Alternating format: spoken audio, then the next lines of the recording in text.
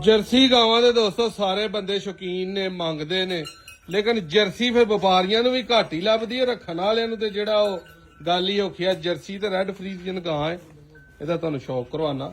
ਤਾਜ਼ੀ ਬਿਲਕੁਲ ਸੂਈ ਹੈ। ਦੁੱਧ ਇਸ ਟਾਈਮ ਇਹਦੇ ਕੋਲ 22 ਤੋਂ 23 ਲੀਟਰ ਬੋਲਾ ਮੌਜੂਦ ਹੈ। ਸਿਰੋਂ ਮੋਨੀ, ਲੱਕ ਬਿਲਕੁਲ ਸਿੱਧਾ।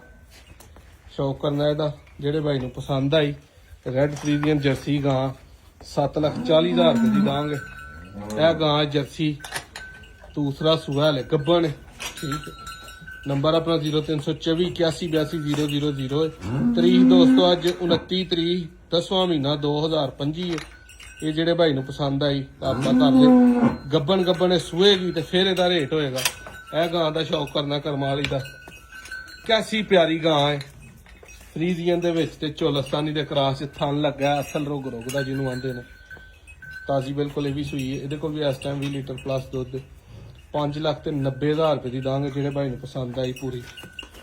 ਠੀਕ ਹੈ। 18 ਲੀਟਰ ਤੇ ਕਮ ਅਜ਼ ਕਮ ਦੁੱਧ। ਇਹ ਕਾਲੀ ਗਾਂ ਹੈ ਫਰੀਜ਼ੀਅਨ ਚੋਲਸਤਾਨੀ ਕਰਾਸ।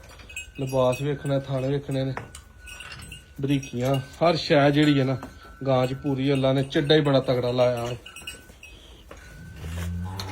ਇਹ ਗਾਂ ਜਿਹੜੇ ਭਾਈ ਨੂੰ ਪਸੰਦ ਆਈ 5,80,000 ਰੁਪਏ ਦੀ ਇਹ ਦਾਂਗੇ।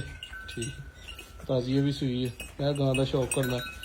ਪਿੱਛੇ ਦੇ ਵੱਛੀ ਹੈ ਪਿਓਰ ਗਾਂ। ਇਹ ਮੂੰਹ ਪੂਰੀ ਨਹੀਂ ਹੋਈ ਮੁਕੰਮਲ, ਦੂਸਰਾ ਲੇਕਿਨ ਸੂਆ। ਇਹ ਵੀ ਗਾਂ ਦੇ ਕੋਲ 20 ਲੀਟਰ ਪਲੱਸ ਦੁੱਧ ਹੈ। ਫਾਈਨਲ ਜਿਹੜੇ ਭਾਈ ਨੂੰ ਪਸੰਦ ਆਈ ਇਹ ਵੀ 6,90,000 ਰੁਪਏ ਦੀ ਦਾਂਗੇ। ਠੀਕ। ਲਿਬਾਸ, ਥਣ ਚਾਰੇ ਕਾਲੇ ਤੇ ਰੁਗ ਦੇ ਉਹ ਸਾਹਮਣੇ ਵੇਖ ਲੈਣੇ ਨੇ।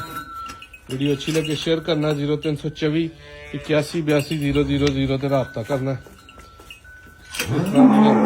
ਤਗੜੀਆਂ ਤੇ ਅਨਮੋਲ ਗਾਵਾਂ ਲਈ।